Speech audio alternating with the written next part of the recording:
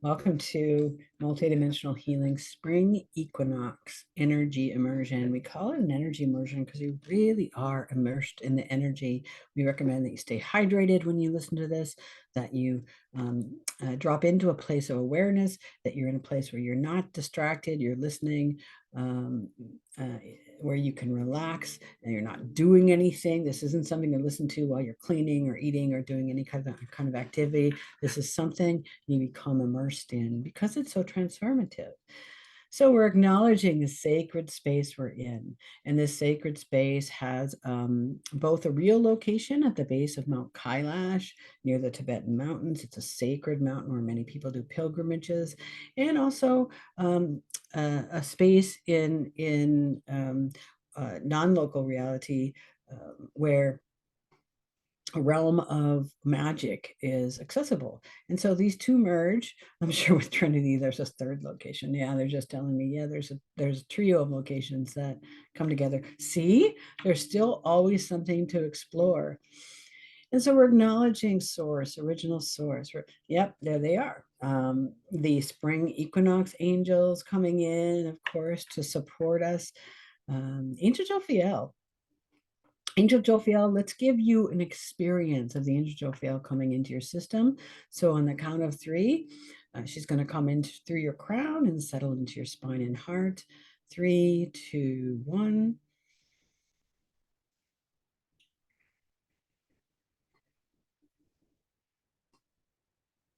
Asking her to amplify and just, there we go. Bring up the sense of this angelic presence for just a second. Give you an idea of what an angel presence feels like. There you go. Thank you, Angel Jophiel. And we also like to start with a little bit of sound vibration. I generally do the sound of Om because the sound of Om is the sound of the divine.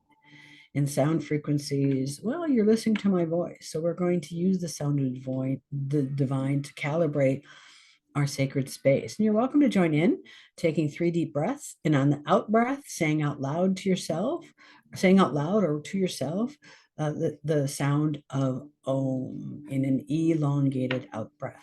Are you ready? Let's take the first breath in. Om.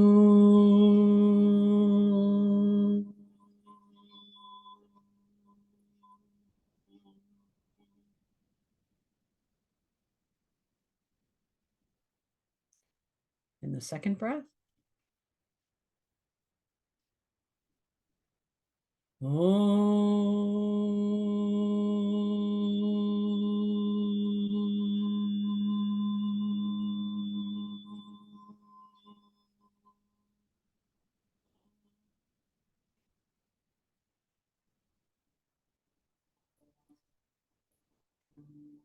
And the third breath.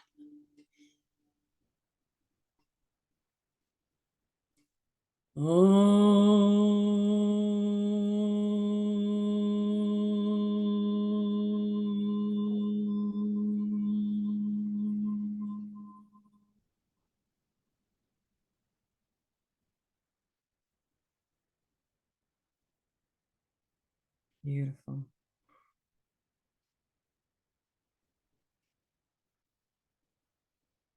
It's my sense that this vibrational beginning really solidifies a sense of sacredness within our group field, our group collective.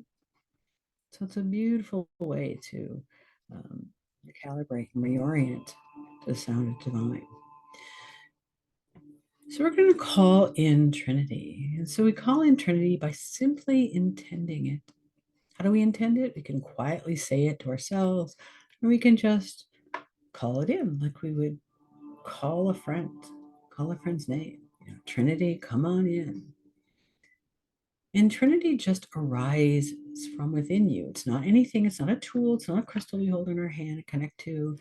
It is a sense of magic within you. Now, don't worry if you don't automatically feel it, because that sense of magic within you is what Trinity helps realign you to. The whole activation program is a 3-4 part series where where it prepares you, activates, and then helps integrate the activation so that you can use it on your own. But even after you can use it on your own, Trinity then asks you to come into relationship with itself, meaning come into relationship with you as a magical being, which for most of our lifetimes, we have not been asked to do. We live in this modernistic, capitalistic, consumeristic, intellectualistic type of environment that doesn't rely on our innate senses.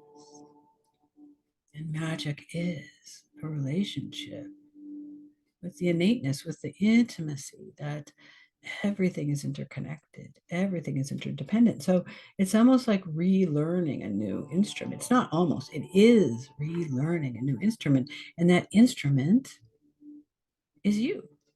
And we all have various experiences of that, or we probably wouldn't be here together, right? And so this deepens those experiences. There's this term called embodiment. Embodiment means, okay, so you're psychic, or you have spiritual gifts, or you have this energy connection. Well, how do you live it? How do you live it in this real world that doesn't honor or acknowledge or even accept that this is true, that this is a valid process? So there's a lot of unlearning, a lot of deconditioning, even and especially within yourself. So we've activated Trinity. And we're going to set the intention for the session on what do we most need, because it's a spring equinox. What do we most need to harmonize balance? And I'm using harmonize balance because we want it to come in with ease and grace. We want it to be a harmonic experience. And I usually say the intention 3 times, not just because it's Trinity, but because it's a sacred decree.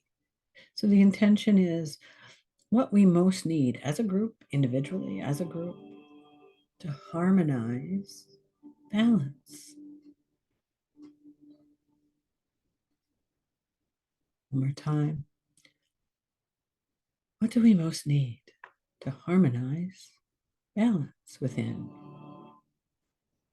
and without? Beautiful. And you can almost feel that land if you can get a sense of it. And again, don't worry, however you're experiencing the energy is exactly what it should be. This is your instrument. How you attune to it is your individual experience. I remember when I first started studying, I had all these psychic people around me, and I wanted to compare and contrast my experience to theirs. That was just a losing move because I don't sense like they do. Your abilities are your own. Let's find them together, shall we? And so the way I use Trinity right now, the best way I'm finding is to access each of your chakras to help realign, recalibrate, clear out the dissonance, bring in the resonance in accordance to what the intention is. And because I've learned to sense into and feel and facilitate these, I can kind of speak out what's going on to help you drop your awareness into the process. And in order to achieve balance, what do we need to do? We need to clear out what isn't balanced within us. So that's where it's going to go for the group.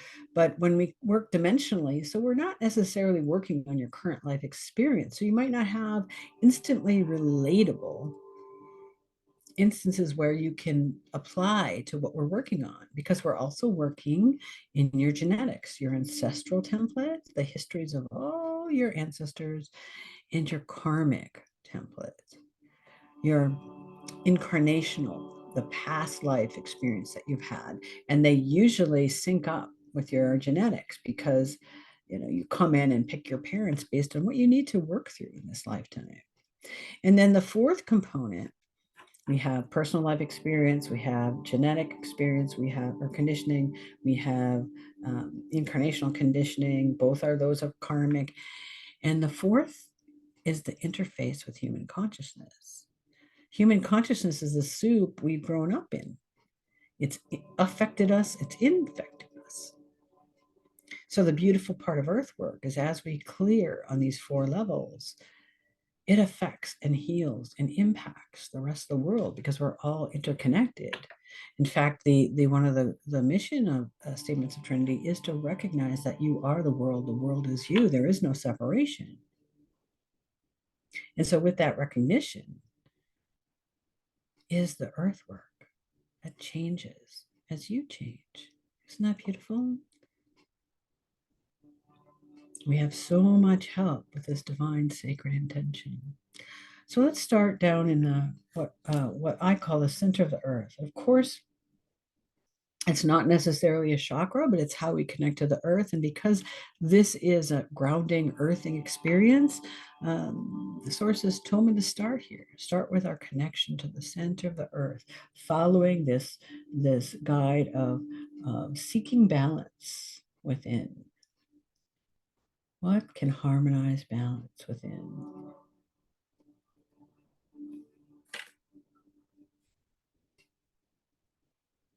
And as Trinity focuses on the earth, I'm sensing a lot of different things. My system acts like a bellwether or a tuning fork, and as I sense what's going on, it applies to you individually and the group. So take what resonates, throw out the rest. And there's a sense of pain connecting to the earth. Why is that there? Well, there could be so many reasons. The earth is both a dimensional, Gaia is both a dimensional being, that's awakening, but she also holds a lot of the earth's karma because, again, everything is interrelated. So, of course, everything that's happened on the planet Earth is held within the planet Earth. So, there's a certain amount of pain which can be related to what the earth is carrying. But when we react to it, that means we're carrying it too. Again, remember, we're pointing at our conditioned consciousness, that package of karma, that package of personal experience, in addition to the human interface of the collective around us. Whew. And so this pain could be anything. It could be old trauma, it could be war, it could be famine, any kind of tragedy related to being really grounded in the earth. And there's so many different stories. When we're working dimensionally, there isn't one story. There isn't even 50 stories. There's probably thousands of stories together. And so reading the byproduct of that story is the emotional unresolved emotional pattern.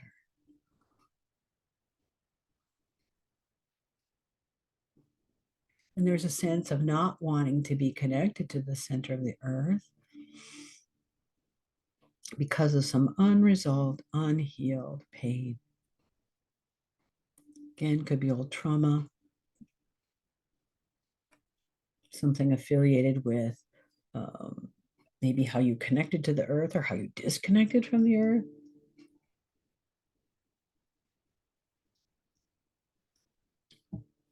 Or it could be just how the earth holds its own collective pain, the stories of war, the stories of tragedy, the stories of death, the stories of conflict and violence.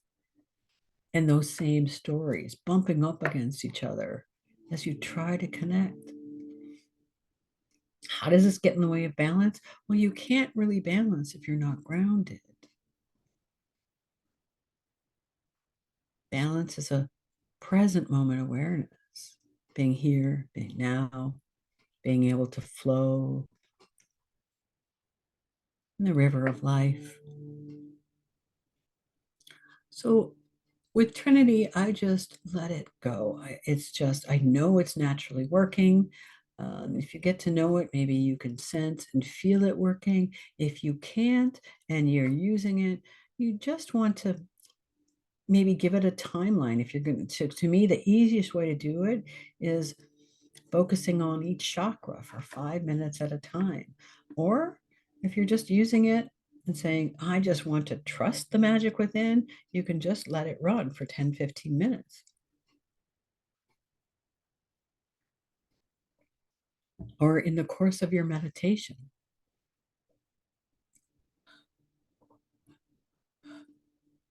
Why am I talking? Because there's about the use of Trinity, because there's a lot of people on this call that are already actively using Trinity.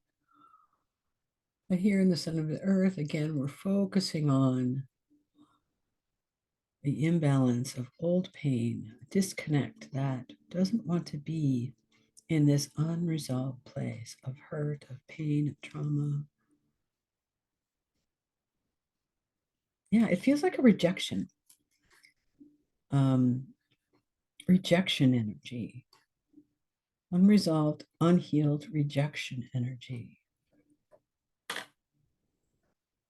Part of you that was rejected out of the earth, and not by your choice, by the way. If you grew up in, well, we all grew up in this, if we all grew up in this culture, we don't honor the earth, so we automatically reject it on a pure relational level, because we don't know her as an intimate, we don't know her as a mother, we don't know her as a divine other that is just a part of our experience.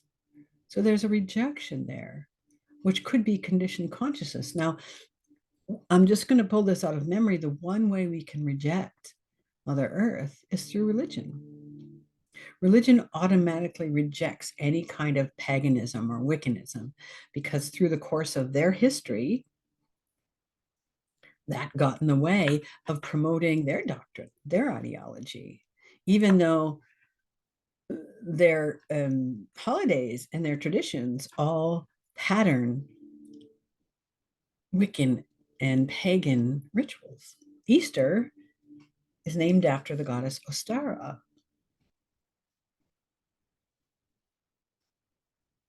or Oster. And so this rejection could be the rejection of the original connection to the earth as, you can call it mother, but as just a natural part of you. So when we work on this imbalance,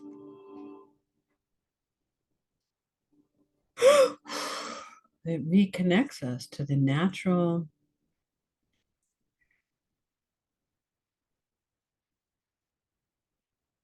alignment, more attunement, reorienting. There we go. Is there anything else left? Oh, so I'm going to put structures in, Trinity structures in the center of the earth to help clear. And this replay is going to be on YouTube channel. I'll also send it out to you if you requested it.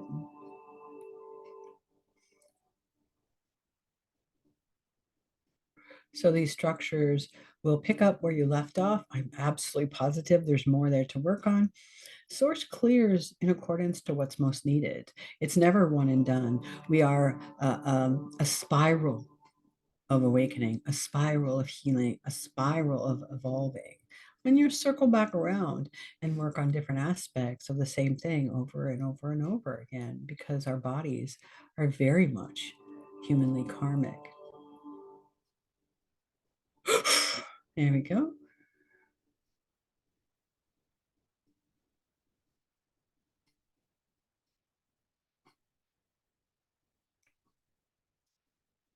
There we go. And now simultaneously, we're going to reorient to a natural balance of the earth. This natural balance knows the earth as, well, we can use the term mother, but it has a relational, familial sense to it.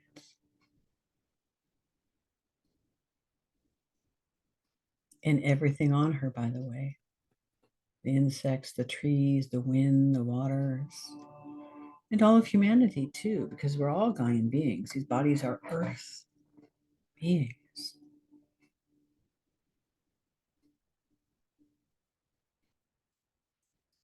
So manifesting blueprints, upper dimensional blueprints to restore this sense of grounded balance. We'll build this up chakra by chakra,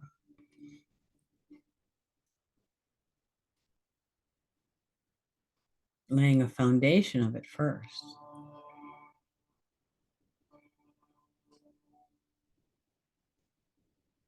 So maybe you can sense what this feels like. Maybe you can't. Again, don't worry. Whatever your experience is exactly what it should be. The sense of being at home,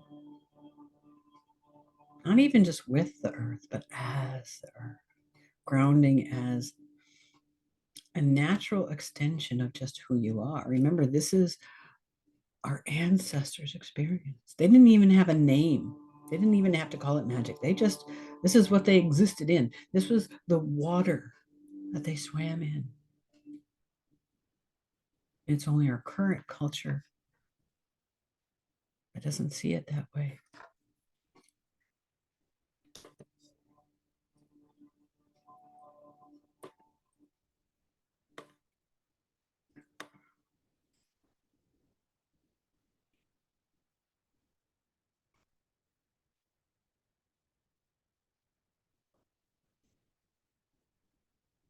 Beautiful.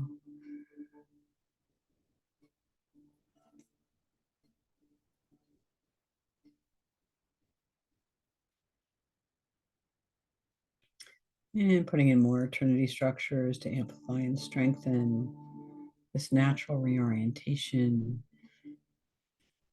to connect to the center of the earth for balance, for equilibrium.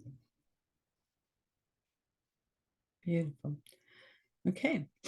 So now moving up a chakra into what I call the sub root first chakra, which is about a foot beneath your feet or a couple feet beneath your feet, but it's also called the earth star. It's a part of us that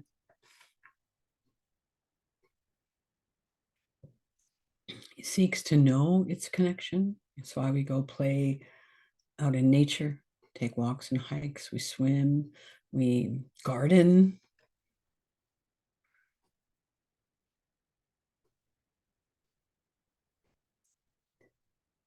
And so sensing into the earth star and the intention again to reestablish balance. And there's that same pattern of rejection.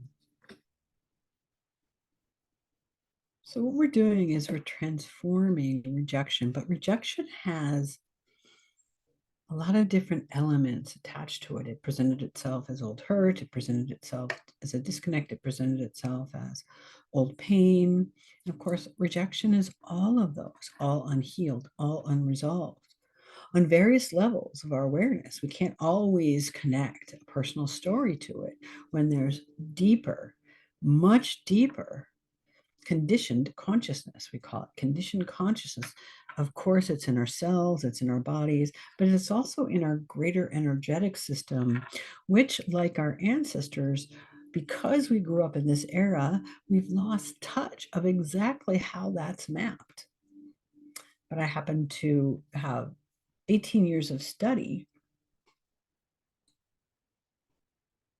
in a magical lineage that maps our energetic system dimensionally. So I have that knowledge, and Trinity utilizes that dimensionality by clearing conditioning on all those levels that we talked about. So here in the Earth Star, is that sense of rejection. But here, in the center of the earth, it was really that rejection of the earth as even a thing we could connect to. Here, it's more personal. Here, it's more like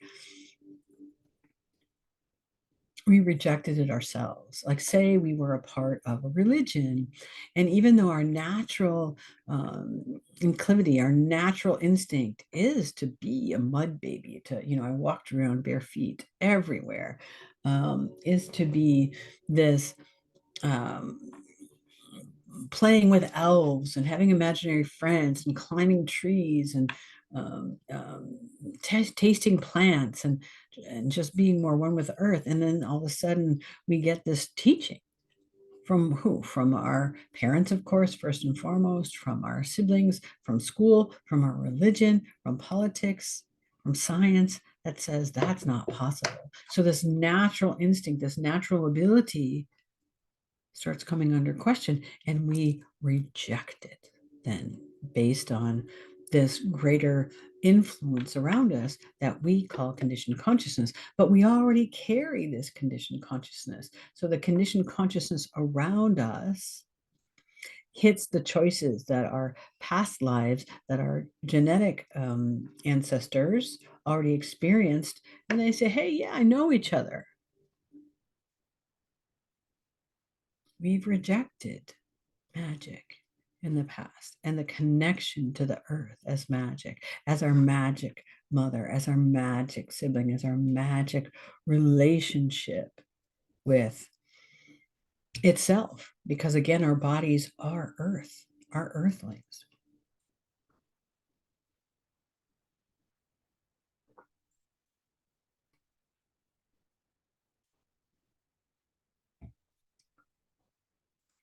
By so many shamanic traditions, mystical traditions, wisdom traditions, um, indigenous traditions celebrate the earth with all sorts of dancing, all sorts of body intentions, all sorts of natural invocations to earth as a spirit, as a beingness. Because our beingness is connecting with the greater beingness. What is that beingness? That spark, that divine spark runs through it all. So here in the Earth Star, there's that sense that we consciously or mostly unconsciously rejected our natural inclusiveness, this part of us that knew we were already that. Ooh.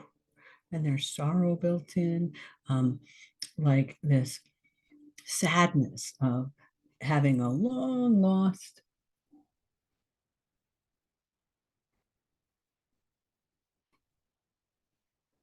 friend, long lost relationship just leave us.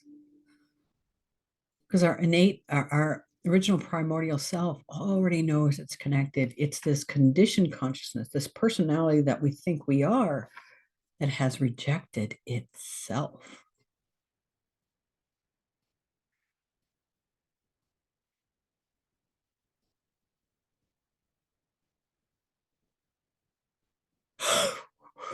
There we go. That shifted nicely.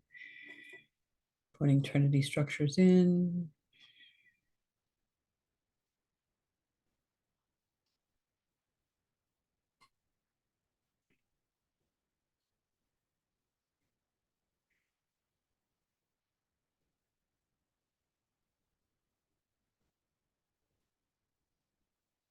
And it's almost like you're rejecting the balance, because to be in a place of balance in a magical world is to recognize and have an awareness of your magical connection and magical abilities. And so mostly unconsciously, your system has rejected it over the years. Your ancestors rejected it. Your karmic history has rejected it. Again, that's probably 90%, 99% unconscious, unresolved karmic history.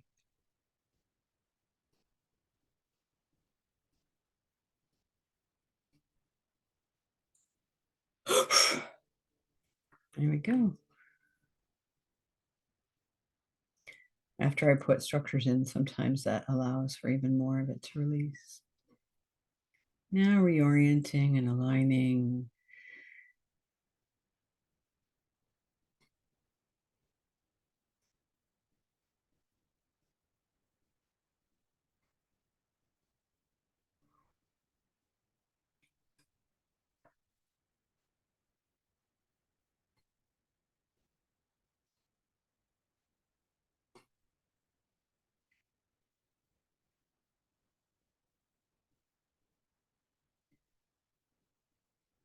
With a deepening sense of balance within.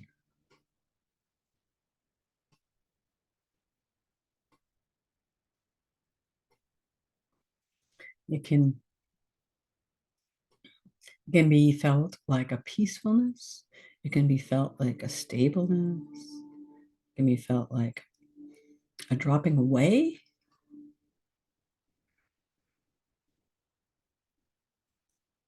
of any of that monkey mind or any of that worry or anxiety. Whatever your experience of it is, just be. And don't worry if you don't experience anything, it's still happening. A lot of people fall asleep during this healing. And if they do, I always encourage them to go back and re listen to get their awareness into the places and spaces we're working on.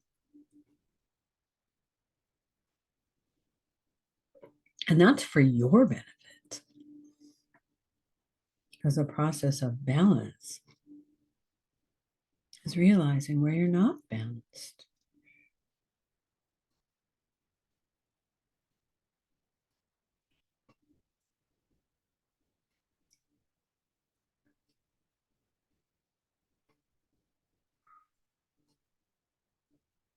Beautiful. So now shifting into the root chakra. So the two previous chakras, well, it was the earth, center of the earth, not necessarily a chakra, but how we connect to the center of the earth. So root first chakra, again, is a couple feet below our feet, how we feel connected or disconnected from the earth. And the root is at the base of our spine, in our tailbone area.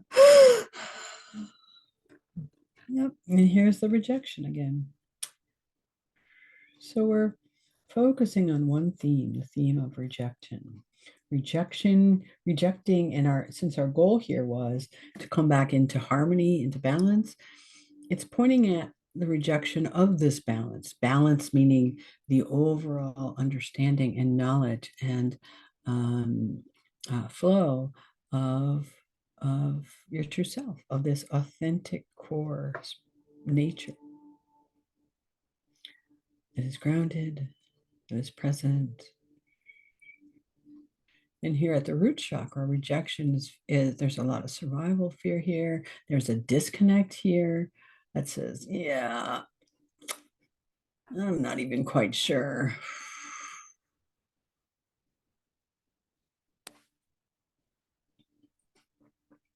I want to even know about any of this stuff. That's compartmentalization, that's resistance, that's avoidance, that's all the blind spots, the shadow sides.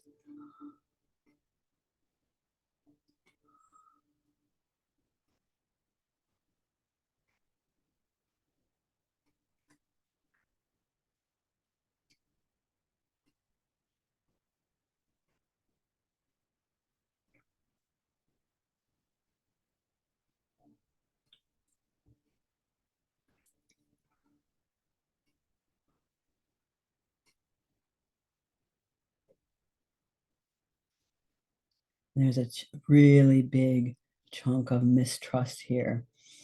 So rejection, again, is a network. It's an entanglement that's becoming disentangled. So there's different aspects of rejection showing themselves here.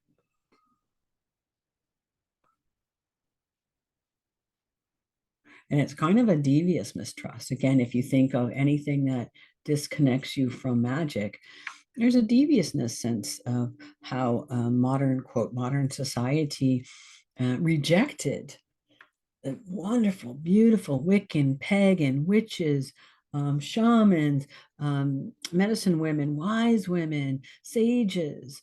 They discounted all that over the years. Anthropologists looked at that and said, I don't understand it. So therefore it must be second class. It must be third world. It must be something that doesn't exist because I, the scientist, don't understand it.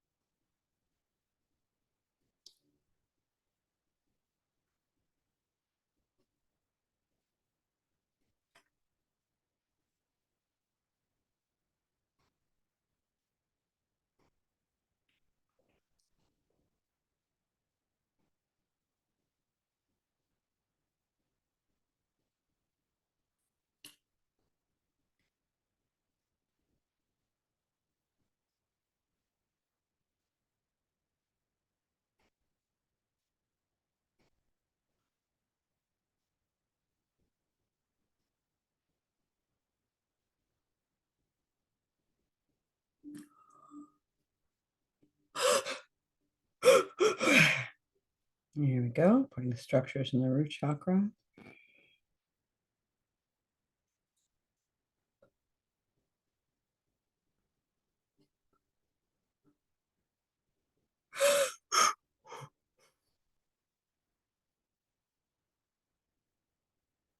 Why is this process transformative? Because it takes a state of consciousness, and the state of consciousness in this case is pointing directly at unhealed rejection as a repressed emotion, as something our ancestors didn't deal with, so we inherited it within our genes, in our genome. Epigenetics is a proven science. They have proven that how our ancestors experience things, we can inherit those traits. Our karmic history, not so necessarily proven, but there's a lot of studies out there that prove past life experiences affect us. And from a magical standpoint, again, we don't need proof. Our magician elders already knew that we tapped in to not just ancestral, but our histories on all those aspects. So our past life conditioning typically relates to our genetic conditioning, and and forms a state of consciousness that says, I've rejected my own roots as a magical being. Is something that can access intuition. It's something that is both an individual expression of this whole pie that some people call the matrix. I don't like that term. I prefer ocean of awareness, or this field of consciousness.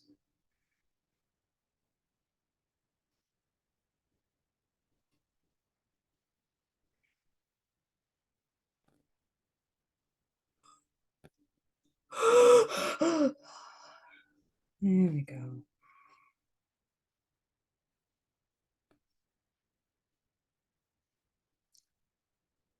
So now restoring, realigning balance.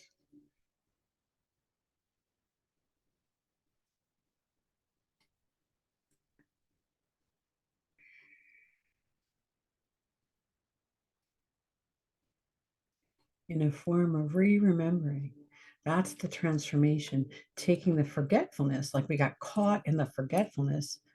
And some people say we're asleep in these patterns of fear, this rejection pattern specifically, and we awaken it to attune and remember that we're not, that pattern was just a series of experiential, influential, and behavioral, belief orienting, identifying, positioning, conditioned consciousness that affected who we thought we were, until we start to transform it, until we start to unravel it, until we start to disconnect it.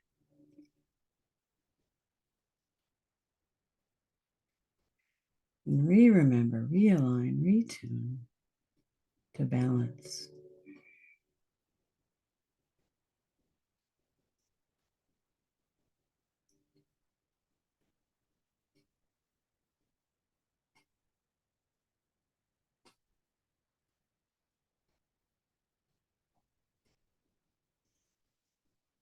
The actual term here that I don't use often because it's not as common is remanifesting. Everything that comes into form is manifesting into form. The form of rejection is a form of unresolved, repressed emotion. The form of balance is manifesting from that rejection pattern, transformed in or back into, awakened into a form of balance that knows itself as self, as a body, as a connection to the earth. That's true balance.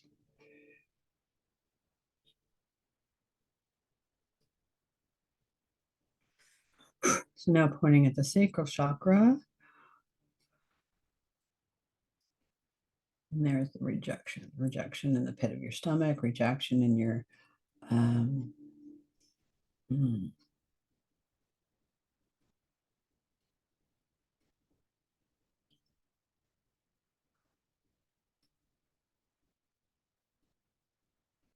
in your lower left. All I can think of is The lower intestines on the left-hand side.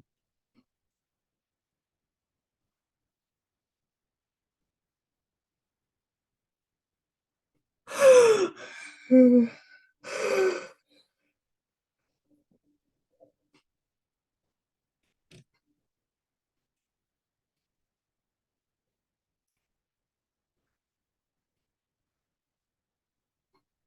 any of the organs on the left-hand side.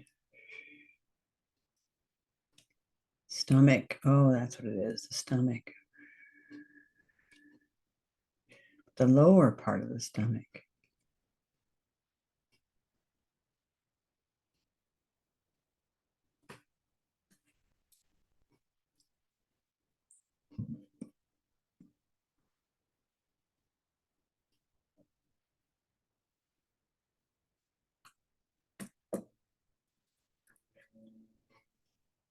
So our body talks to us all the time. How does it talk to us? Through its symptoms, through its aches and pains, which of course we want to go away. So what do? We go to a medical doctor, and they look at it from a symptom standpoint, and then give you drugs or medicine or um, surgery to alter those symptoms. But they don't look at you holistically and ask the body what is going on, and understanding why the symptoms are there in the first place, because pain is an indication that something's wrong.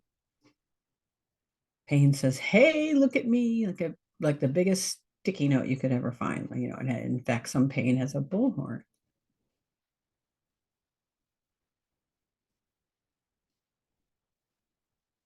So in the sacral chakra, there's some unresolved pain in the stomach area.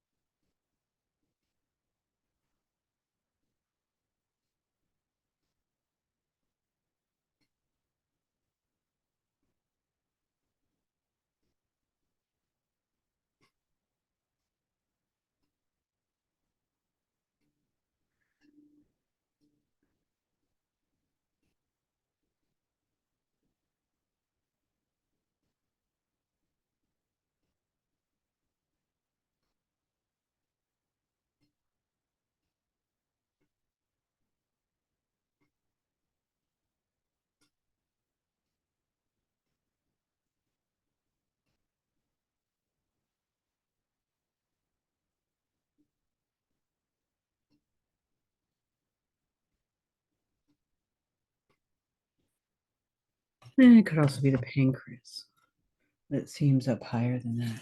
So probably the stomach. Oh, okay. Coming back into the sacral.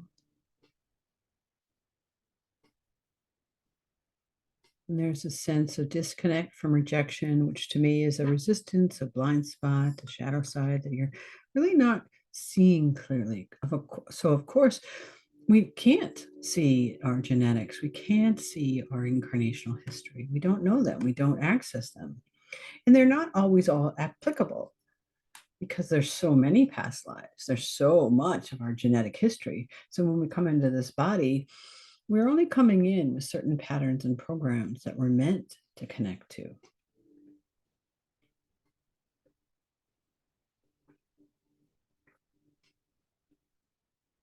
Like a giant puzzle that we're trying to fit back together.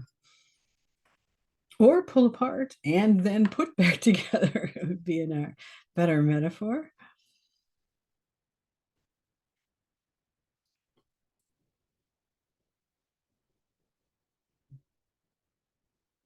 So the sacral is holding a lot of disconnect, disassociation, from wanting to be present with rejection. So what we're going to do is just put structures in there because I don't think we have enough time to work it through. Usually when this happens, it just means that there's more work to do. And so I always advise to repeat this. You're going to get more and more movement. And sometimes when I put structures in, that actually instigates. And structures, think of structures like little building blocks or little pinpoints on a map, like a GPS. I used to call them GPS structures, but Trinity structures pulls in all the different structures I've ever used and um, and accesses through the intention, the disparate places where this pattern is held. And so it can be a freeing, releasing act in and of itself.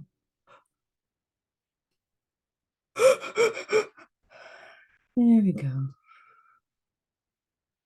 That seemed to create some nice shift.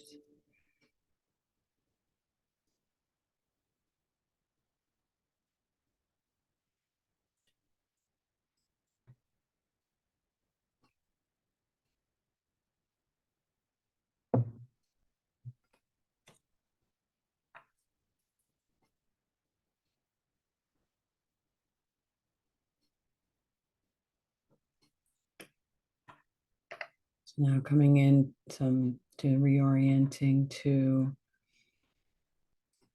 align with balance in the sacral chakra, which is known as the second chakra.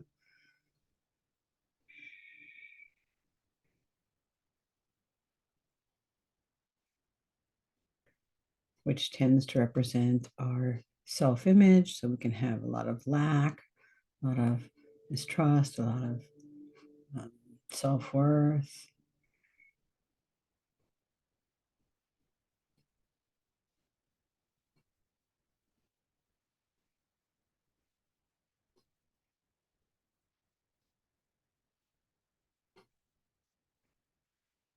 So reorienting and aligning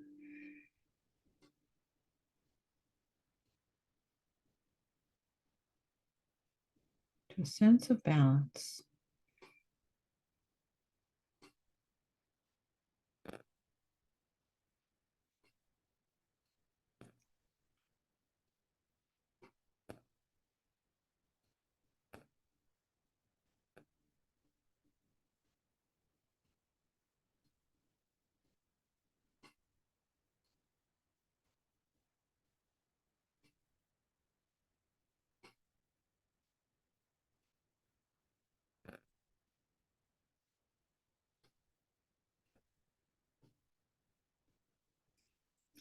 Again, however you're experiencing it is exactly what it should be. Feels like a stabilizing force, which of course equilibrium would really apply to stabilizing factor. So now coming into the solar plexus, this is your third chakra. Oh, there's more of the stomach.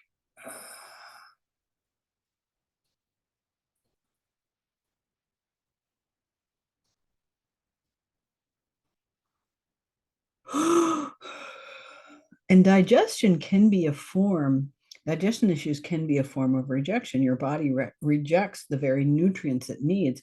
I personally have a celiac gluten allergy, which rejects nutrition itself based on this complex formula.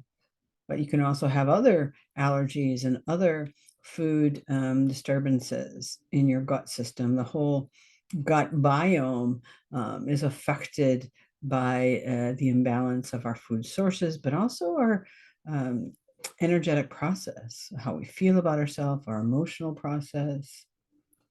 All sorts of factors contribute to a loss of balance. Here, rejection as an unresolved, repressed emotion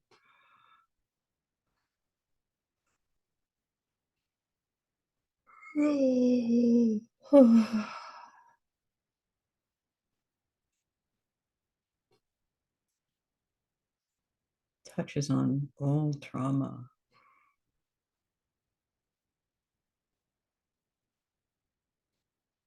Kind of trauma that rejects. It rejects the self. Because again, remember, 99.9% of our ancestral experience is with magic, is in a relational capacity with the earth as and animated objects. We saw the mountains, we saw the sky, we saw the soil, the waters as our brothers and sisters, and we related to them as such. Fairies existed, dragons existed, elves, water nymphs, sprites, well, angels. We coexisted with all of these as natural. And so this rejection is the rejection of magic itself. It's the conditioning of it. How do you know it's there? Well, do you fully believe in it right now? That's a great question for introspection. You fully believe in magic. And even if you say you do, your body is probably saying different. Your ancestral, the genetics is saying different. Your karmic history says different. A big chunk of the culture around you says different. And that all infects and affects your worldview. It affects your belief. Animism, the state of relating to the world around you as personable, as personal experience, as personal relationships, is normal.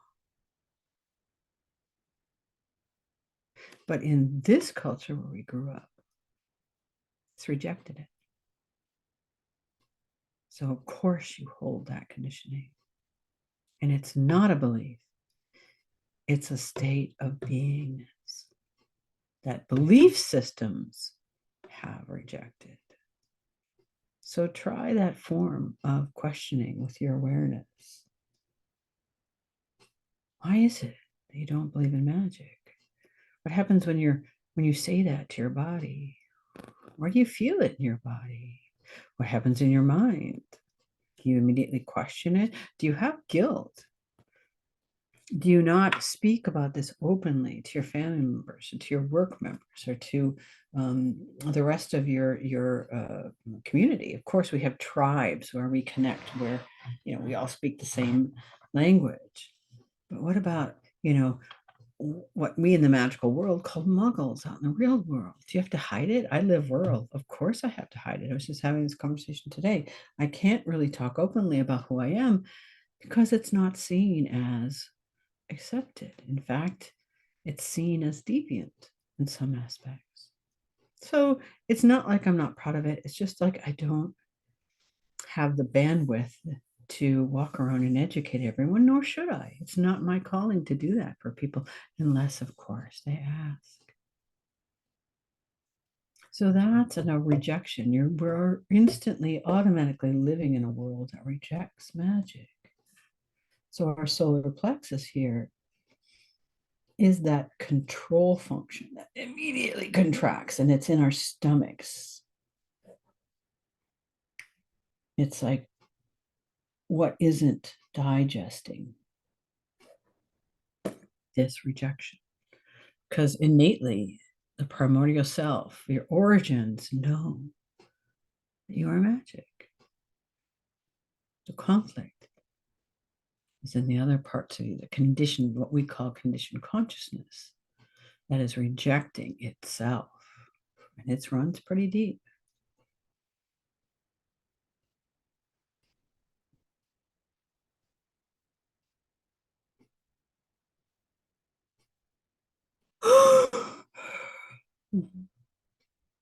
There we go.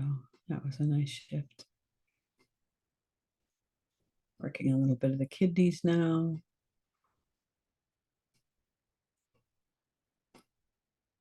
And coming into aligning the third chakra, putting in structures again. replay this, you will get more movement. This is not a topic that's one and done. In fact, no topic is one and done. So if you replay this, you will get more movement. Why is this good? Because then it helps you feel more balanced in your body, feel more balanced in your magic, feel more balanced with the earth. And when you're in balance, you relate to your life completely differently, with more happiness, more health, more well-being. You react less, you laugh more. You learn not to take rejection so personally.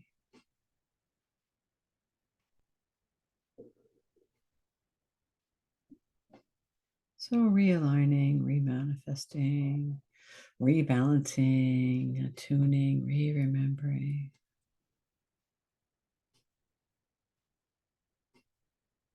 Beautiful.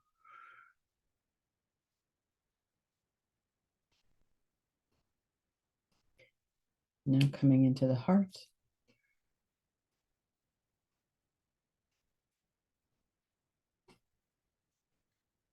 Now the heart holds all the identification from all the other chakras, but we already worked on a big chunk of them. And there's the rejection, which to me feels like just pain, pure pain. And everything that's entangled in that rejection, that hurt, that abandonment, that not feeling heard or validated.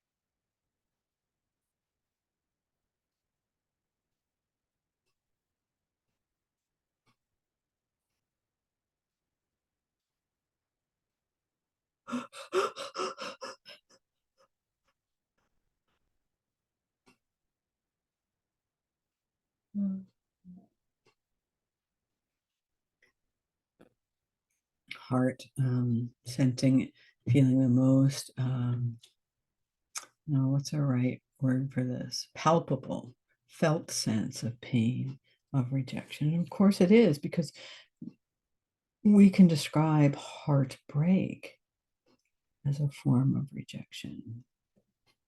If our original self, and not if, because again, of course it is, our original self knows it's whole, knows it's a part of this universal oneness that is its natural being. And of course, when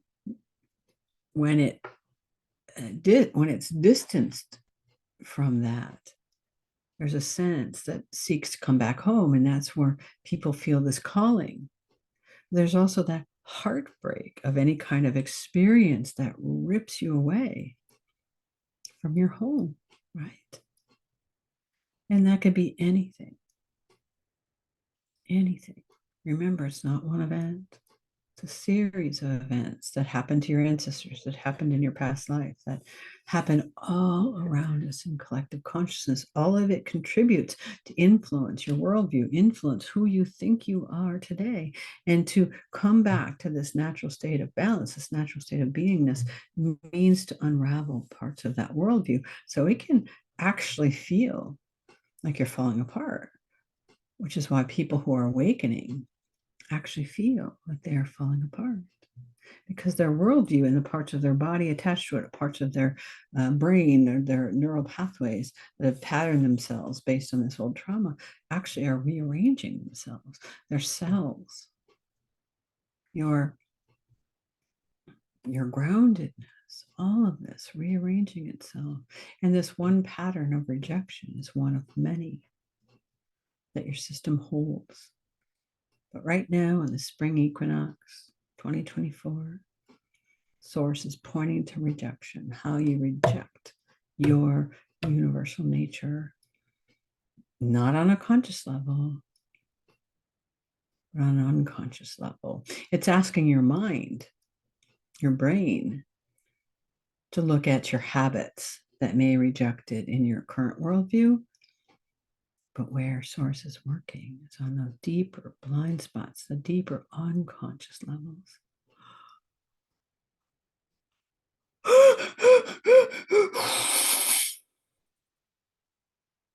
There we go.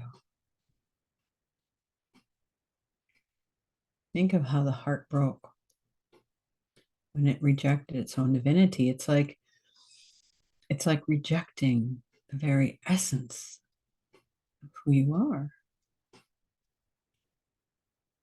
And you're made to dress up into this human suit that says, no, I'm Episcopalian. No, I am Catholic. No, I am Hindu. No, I am Japanese. I am all these different things that have this worldview that discount the natural order of things, which is this universal connection that doesn't have any labels to it. There's no geography to universality. And they've shown historically that all these wisdom traditions, even though they're happening in different parts of the country and through different cultures, have very similar attributes because they're tapping into this universality that's connected through this field of awareness that we're all awakening to.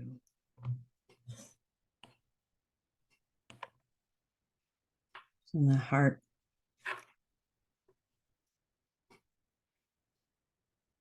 aligning, repatterning.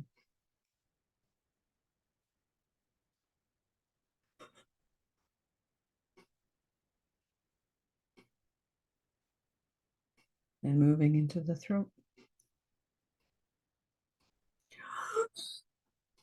And there's all the unvoiced, unexpressed, unfelt,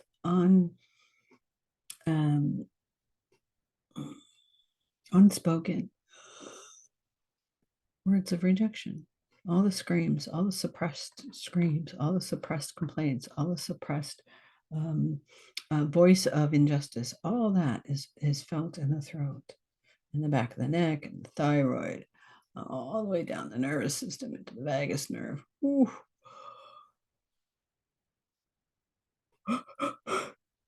Disentangling rejection up into the brain. Yeah, we're bringing in the brow chakra and the brain and the third eye and the pineal gland.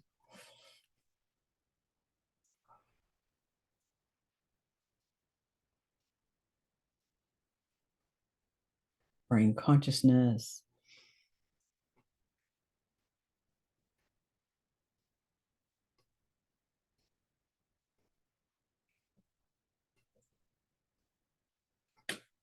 Because rejection is an injustice.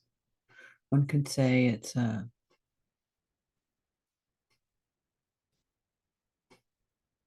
of the biggest injustices. To reject that which you innately know that you are, and have this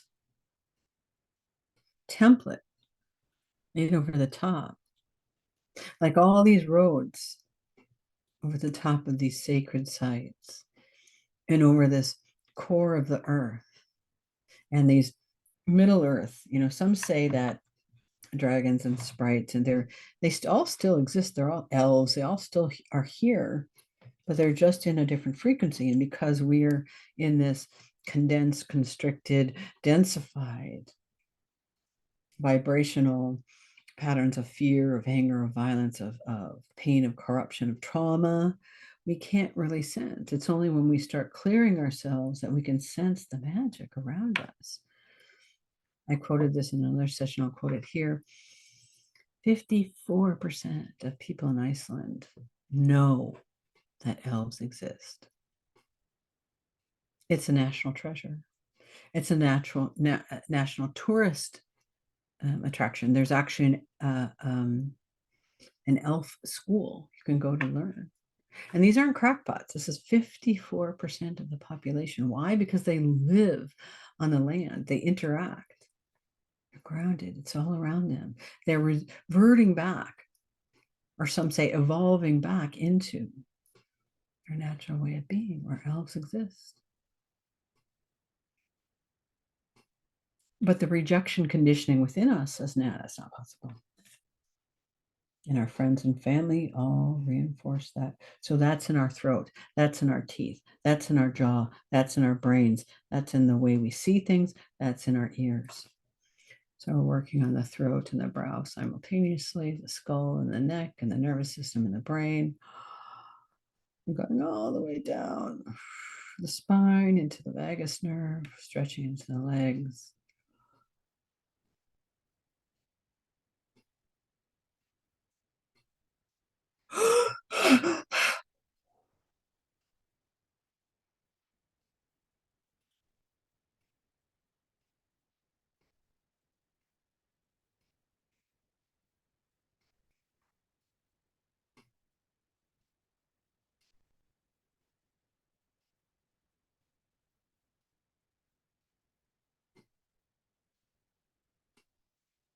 Now realigning the throat and the brow chakra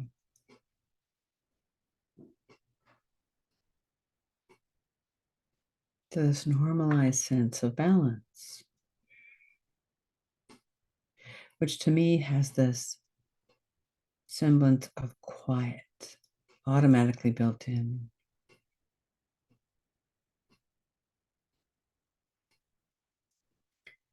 It's a quiet that has a confidence in it, a knowingness in it.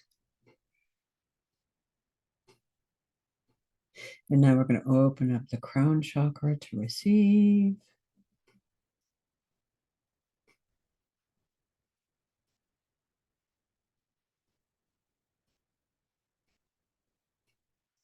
The extent that it's ready to receive this alignment.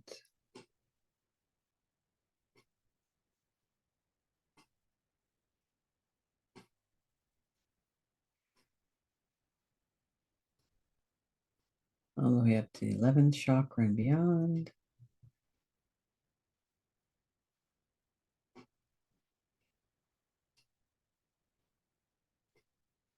And we're just going to do a couple of minutes of integration, just a couple. Integration recognizes that because you're connected to everyone and everything needs to catch up to this change that you're connected to, that you've shifted. So integrating in all space, all time, all realities, all dimensions, all realms, all fields, interdimensionally physicalizing it within your body. And again, catching it all up, especially all the chakras, the brain, the nervous system, the organs, the stomach, the kidneys, the eyes, the ears, your energy bodies, your pathways, your cellular function, your biochemistry. It's called your life field, the intelligence system.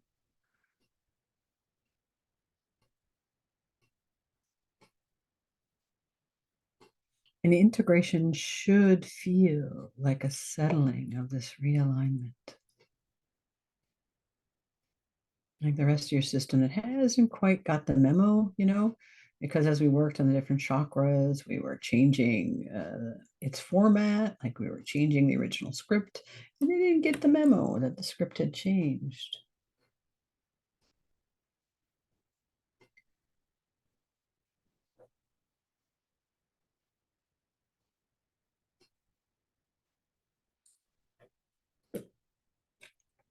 So integration feels like a settling into this deeper sense of embodied balance.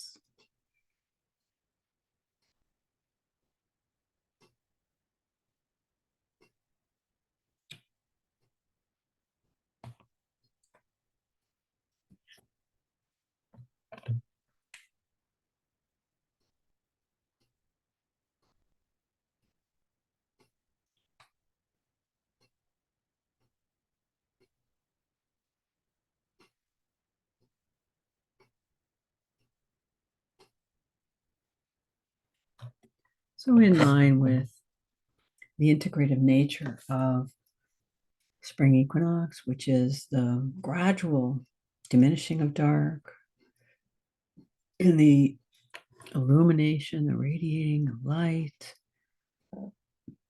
which of course encourages fertility, creativity, imagination, in all these uplifting ways. To me, balance is an accessibility to possibility. Trinity to me is a manifesting of potential and possibility, because the reason we think we can't is all the reasons we think we can't.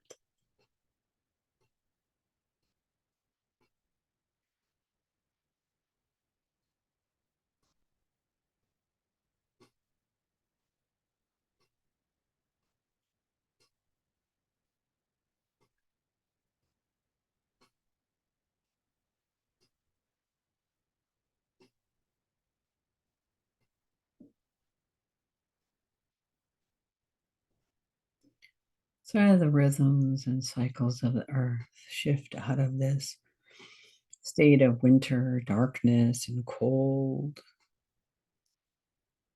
they're thawing, we're thawing. It's encouraging us to really listen. That darkness isn't scary. It's just a natural part of who we are.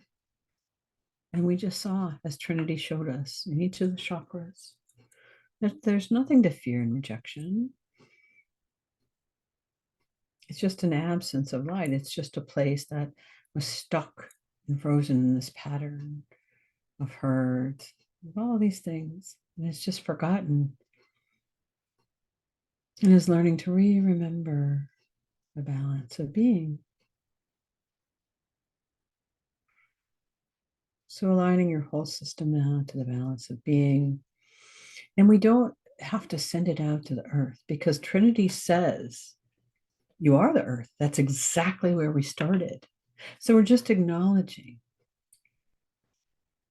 that this transformative process is a practice that automatically changes the human collective within us, because the human collective within us is the same human collective that we perceive as external.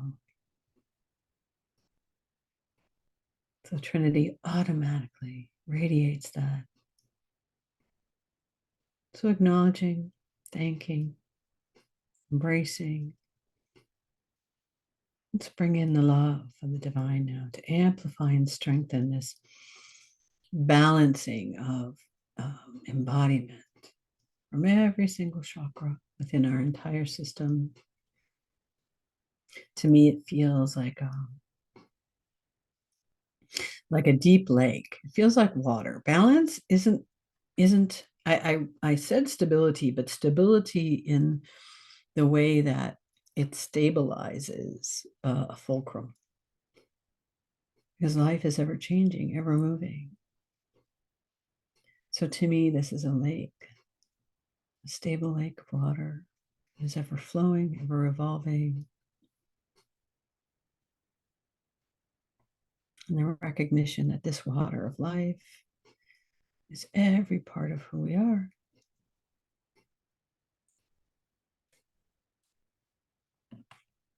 And as we come to a natural close,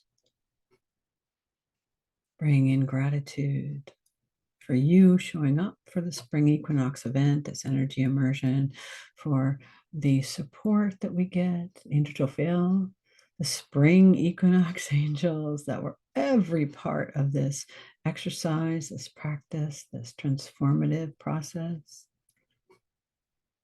Thank you for allowing me to be a conduit. Thank you, thank you, thank you. Ooh. Asutoma Satkamaya, Tamasoma Jyotirgamaya, Myrjorma Tramgamaya, Om Shanti Shanti Shanti, Loka samasta sukhino bhavantu. Loka samasta sukhino bhavantu. Loka samasta sukhino bhavantu. Om Shanti Shanti Shanti. Om Shri Guryo Namaha.